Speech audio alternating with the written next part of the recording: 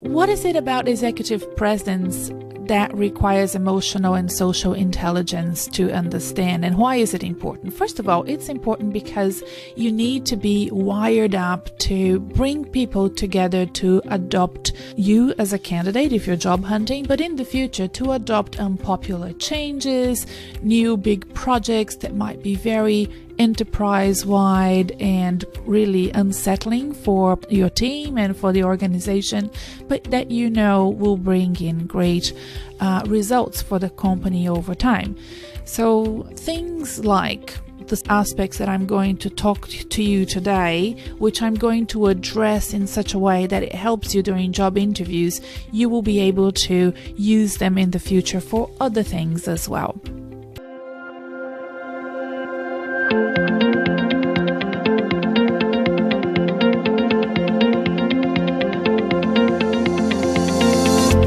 I'm Renata Bernardi, and this is the Job Hunting Podcast, where I interview experts and professionals and discuss issues that are important for job hunters and those who are working to advance their careers. So make sure that you subscribe and follow, and let's dive right in.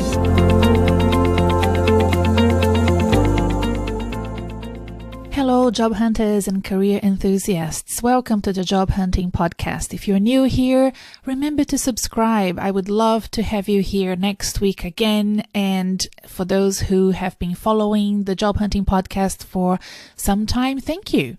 I really appreciate it. In episode 82, we discussed executive presence, and today, episode 83, we will continue to discuss executive presence, but in a different way. Executive presence has lots of dimensions to it.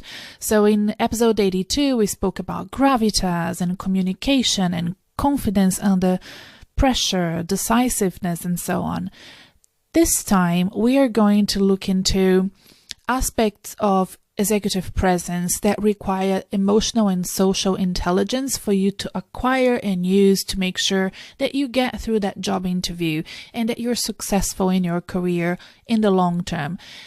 I'm always very keen to help you in the short term, getting your job and moving on with your career transition, but also I'm very keen to support you in the long term. And all of these things that we do learn about job hunting and recruitment and selection can be used in the future to help you advance in your career. So if you're not job hunting right now and you're listening, good for you. So what is it about executive presence that requires emotional and social intelligence to understand, and why is it important? First of all, it's important because you need to be wired up to bring people together to adopt you as a candidate if you're job hunting, but in the future to adopt unpopular changes, new big projects that might be very enterprise-wide and really unsettling for your team and for the organization, but that you know will bring in great results for the company over time. So things like the aspects that I'm going to talk to you today, which I'm going to address in such a way that it helps you during job interviews, you will be able to use them in the future for other things as well. Number one, let's talk about small talk. In a job interview situation, there is no such thing as small talk. Everything that you say and do during the recruitment and selection process, even before the job interview, so when you're answering a call, the way that you answered a call, how fast you answer back if they left a voicemail for you, the emails you send, the way that you write your resume, the way that you present yourself in every opportunity, the consistency of that presentation is important. And small talk is part of showing up consistently on brand with likability and trust, so that people that don't know you at all or don't know you very well think of you as the best possible candidate for the position that they have available, right? So small talk is really important. And if you're not comfortable with small talk, if you feel like you're not very clever at figuring it out, prepare for it. Okay? Don't leave it to chance. Prepare for it. So, for example, here in Melbourne, small talk is very easy here in Melbourne, and I really enjoy explaining how important small talk is in Melbourne to people that are foreigners. As you can tell by my accent, I wasn't born in Australia. I've been here for 20 years. I'm from South America. I'm from Brazil originally, and it's not dissimilar to the way that Brazilians do businesses. In Brazil, we do tend to be very chatty and talk a lot before we get to business.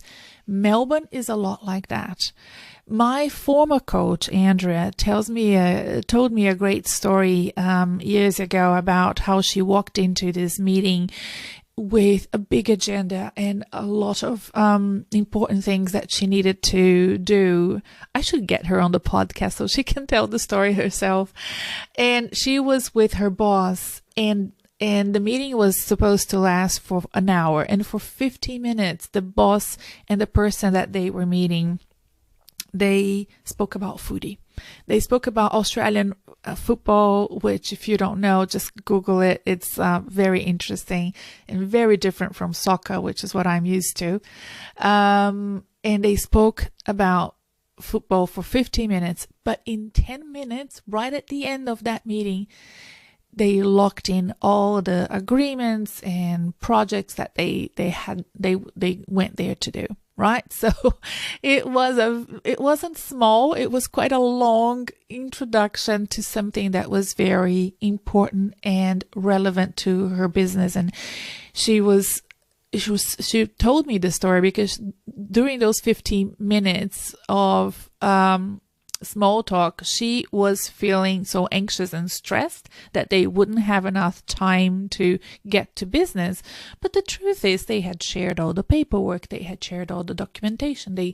Every party in that room knew what they were there to do, right? But they were warming up to make important decisions. Now, this might sound very old-fashioned to some or very unique to others, but that's important. And small talk in job interviews is just as important. So here in Melbourne, like I said, foodie is a great topic. The weather is a great topic. The traffic is a great topic, especially post-pandemic when, during the lockdowns, traffic was a breeze and Melbourne is very spread out.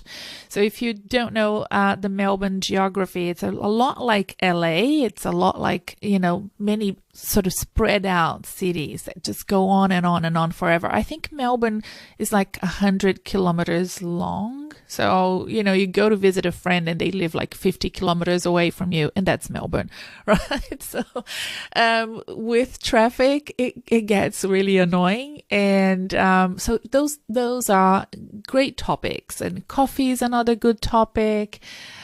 There are several, like the pandemic is a topic. If we have to be sensitive because it might be triggering to some, but you can use your social and emotional intelligence to have like this sort of feeling as to what things will work well. And if you feel like you're not very good at measuring what will resonate well with your audience, go with the tried and tested small talks. Think about what other people say over and over again. Try to remember small talks from your recent past and then reuse that as inspiration. Add your own personal style to them.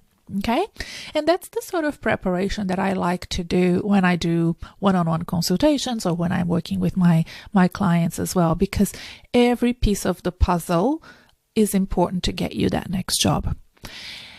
The second thing I want you to focus on is the appropriate dress for your job interview. And the reason why I'm tying this all up with emotional and social intelligence is because the business dress code is not about dressing in a suit, especially post-pandemic, right? So what I have learned from clients, because I'm not in the job market anymore, so I really learn a lot from my clients, is that when they are asked to come for a video interview, some large organizations, I haven't seen small ones do this yet, but large organizations now send to candidates a dress code for that Zoom interview or video interview. And I think that's really important because it's an acknowledgement that most people are working from home, and it's kind of, we don't really know what to wear when we are at home and we're not sort of into an office. So some of them I have noticed say, well, dress as if you were coming into the office,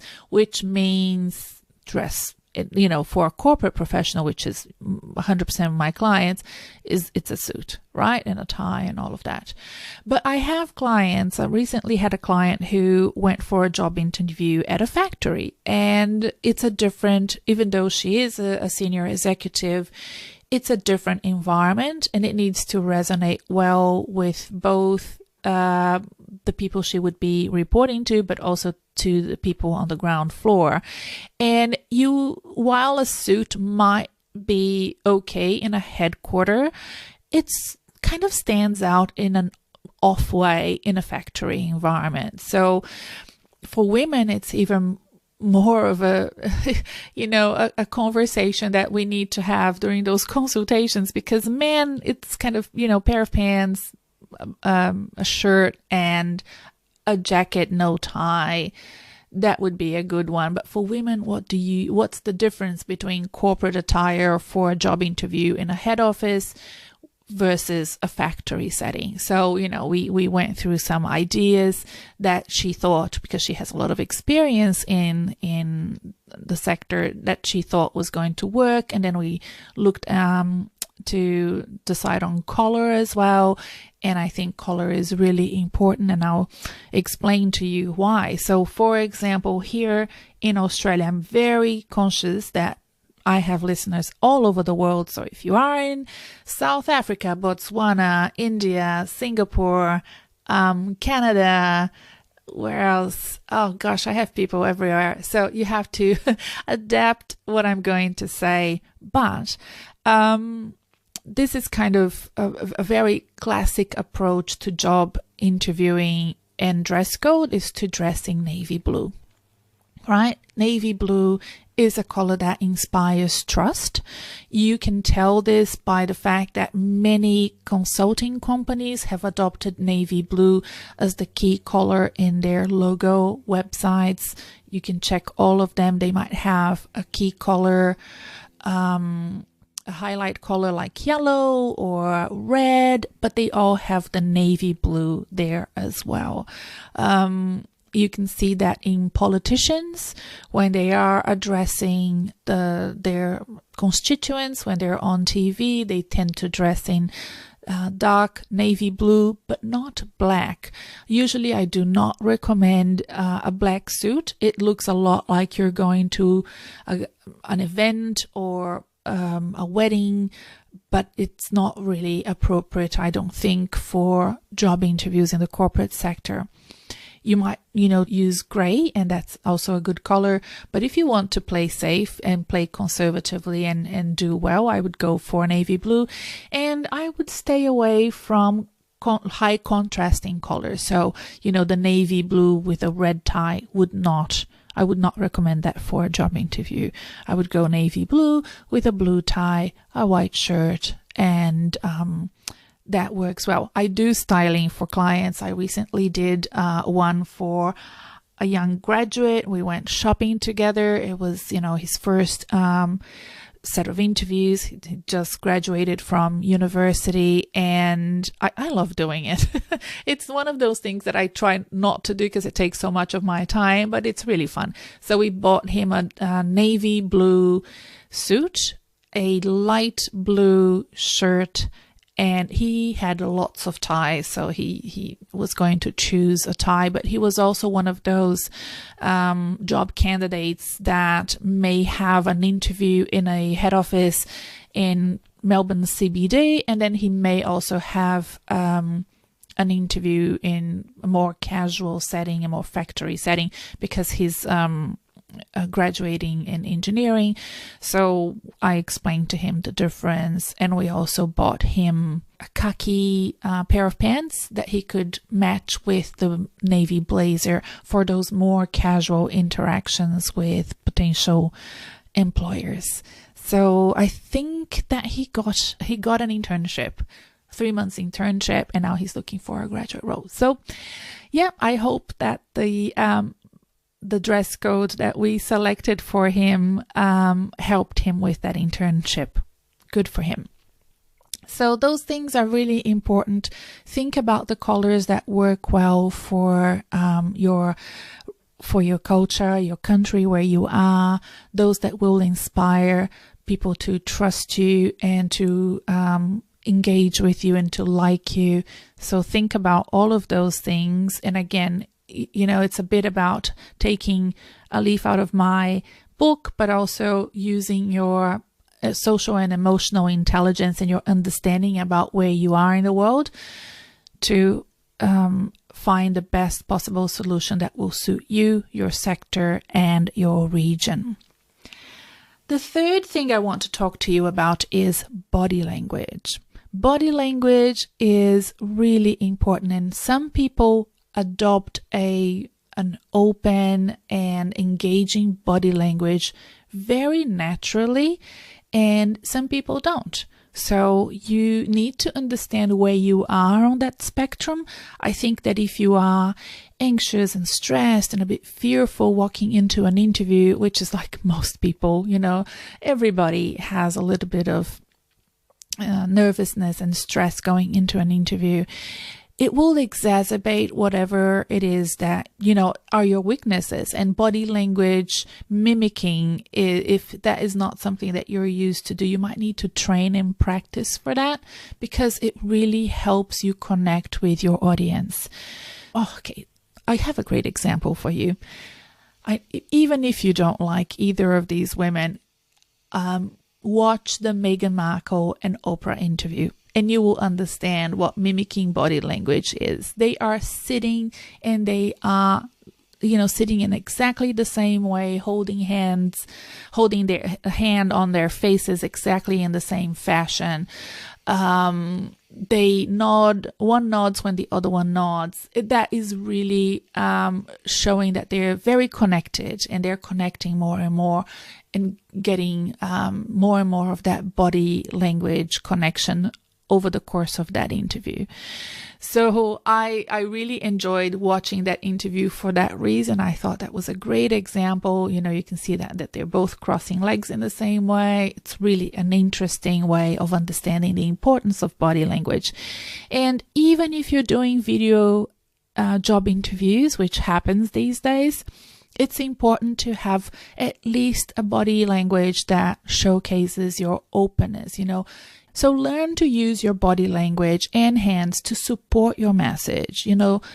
Is your posture upright? Are you connecting with your audience with your body? Are you using your hands to help you tell a story?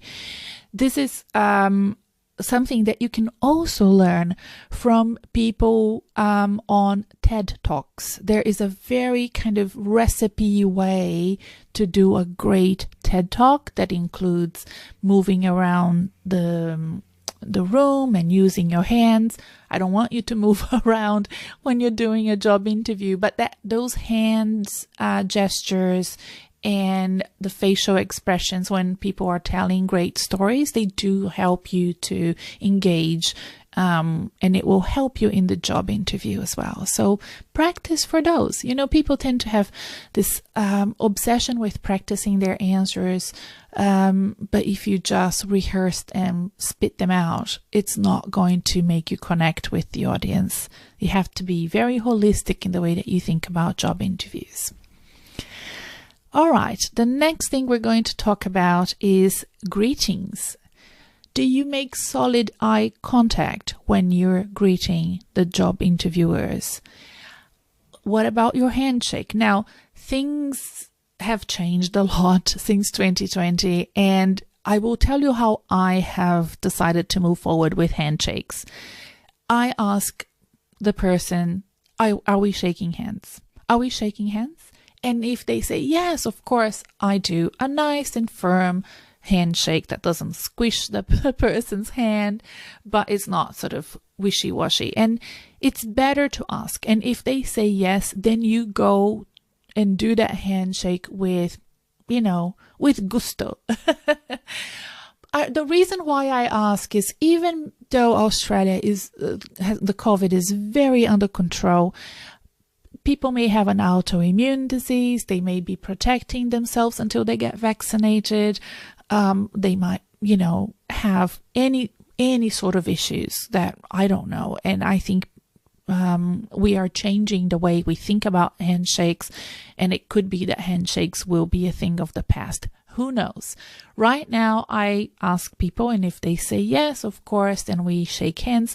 If there is no handshake, then make sure that you smile, that you wave your hands, especially if it's a job interview done online by video, and that you show that openness and that willingness to connect.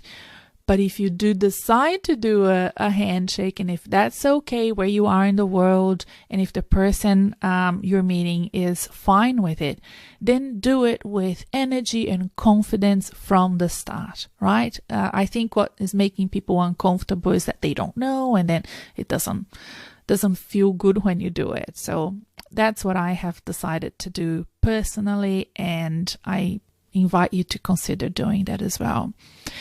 The interview begins even before you start answering questions, right? That handshake, that solid eye contact, the way that you greet people in person or in video is really important. All right, what else? Let's talk about posture a little bit more, because I want you to think about your body language and connecting with the others using your body language. But I also want you to think about your posture, not just at the start of the interview, but make sure that you sit tall as a mountain and don't slouch. And the reason why it's important to be mindful about your posture is that during the interview, things may go downhill. And if they do, you don't want your posture to give away that you are uncomfortable, right? So sitting in a way that showcases that you're not happy with the outcome of your answer or a question that was asked of you is not going to help you get the job. People have to consider you the best possible candidate for that organization. And if you slouch or if you lean in forward too aggressively when you're answering a question, for example, or if you are not connecting or looking at the camera when people are asking you a question, that may not be the best way to connect with that organization and with the decision makers that are going to be choosing who they want to invest in, who they want to train, who they want to bring on board, and eventually who they want to lead part of their business. And, you need to make sure that you connect with that. When I said looking at the person when they're asking you a question, some people have discussed with me this thing that happens when we are answering a question, that we look away because we're thinking and retrieving information from our memory, and we tend to look away, and that's fine. And I think a lot of people will do that during interview. But remember to come back to the screen and look people in the eye every now and then to make sure that they are connecting with your story. If they are nodding, if they are looking at you, if they are still interested in what you're saying, because not being in person, during a video interview makes it more challenging for you to know when to stop or when to carry on. So that's a really important part of the posture and how you present yourself.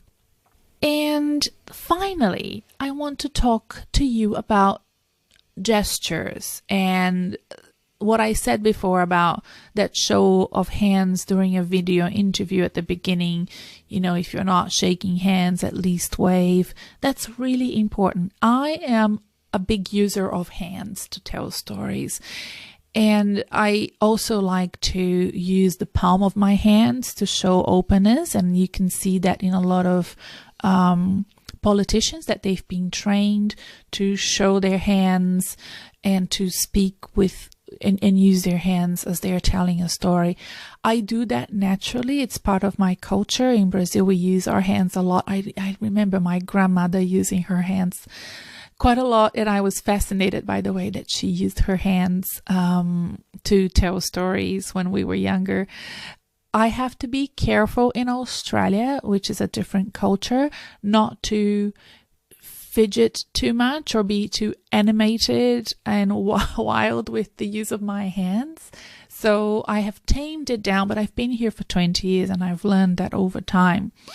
Especially in video, it can be disconcerting because your hands will be closer to the camera than your face, and it will be a bit busy for the people watching you on the other side of the screen. But it's important to remember to make sure that you're using your body to engage and answer your questions. And I think it will be important that you observe, now that I've mentioned to you a few examples of politicians and TED Talks and the Oprah and Meghan Markle interview, that you go back and watch those, because you will get some cues from it. And I think that from now on, if you haven't yet paid attention to these things, you might pay attention to how people on TV, when they're interviewed by the news, and if they're professionals, of course, you will see how they use their hands. Here in Victoria, the Premier, during the lockdowns, he was doing daily addresses to the media and the community to give updates on how the lockdown was going and the measures that were being implemented. And I remember that for the first, ours was the hardest lockdown in the world, I believe. I'm not sure if that still stands now, but definitely it was terrible in 2020. And I remember in the first few weeks of that lockdown, he was holding on to the lectern so firmly. It's almost like he was afraid to let it go, and you could feel the tension and the importance of what he was trying to say. And frankly, I think that, I felt that it wasn't the best way to present. I wish that, but what can you do? He's human, right? But I think that over time, he let go of that lectern. Thank goodness. And, we all grew more used, and we got ourselves accustomed to lockdown and to doing daily presses with the Premier and all of that. And he let go of the lectern. But it was really interesting to see how difficult it was for him to tell that story. He was holding on so firmly and he was so tense. Probably very tired as well with lack of sleep. But over time, he did let go of the lectern, and he was using his hands to communicate with Victorians about what was happening here. So that's a good example, and you can now watch the news and observe how people use their hands in video, because now a lot of the interviews will be done on video. I've recently prepared a flyer which I used for an event that was held here in Melbourne on Sunday, and I printed flyers to give out to the people attending this event. And then on Monday, I contacted a few recruiters that I know, and I said, look, I have these flyers. Do you want me to send you some flyers so that you can have it in the office to give to your job candidates? I say this because I get most of my clients, maybe 50% of my clients come to me referred by headhunters and recruiters, right? So I thought, well, maybe if they have a flyer, it's easier for them to recommend me. And they said, well, no, look, there are not a lot of people coming here. In fact, one recruiter said, we haven't seen anybody since March last year. It's all done online, so don't worry. We'll still refer them to your website. And I'm like, okay. So I'm assuming that these recruiters are interviewing everybody online and via video and etc. So we need to start getting our cues and our examples of what to do in our own video format for job interviews, for presentations, for internal communications from TV, from, other professionals that have been trained to do this for many, many years, and we're now sort of catching up. Having said that, I do have clients that have gone to face-to-face interviews, and it's very exciting. It's a bit problematic because if you've been in lockdown for a long time, you may have lost weight or you may have gained weight and your corporate attire don't fit you anymore, and then very quickly you have to figure out what to wear. So if you're in that situation, make sure you have an interview sort of clothes ready that you've tried it on to make sure it fits. So we had a problem like that a couple of weeks ago. It was quite funny and entertaining, but it is stressful. So you don't want to be in that situation, right? That's it for this episode. And next week, we are going to talk about the final aspect of executive presence, which is your reputation and how you maintain a positive professional reputation over time. But if you are here and you're still listening and you're keen to carry on supporting your job hunting experience and your career advancement, why don't you sign up for my newsletter? I have a newsletter. It goes out every week. It sends you the new episode and a whole bunch of other curated articles that I find online and anything that I think is important for my community to get. And it's the only way to get it is signing up for the newsletter. So there's a link to the newsletter registration in the episode show notes, or just go to my website, renatabernardi.com, and you can sign up there. I will send you some free resources as well for you to start using and to help you with your job hunt. Bye for now. Until next time.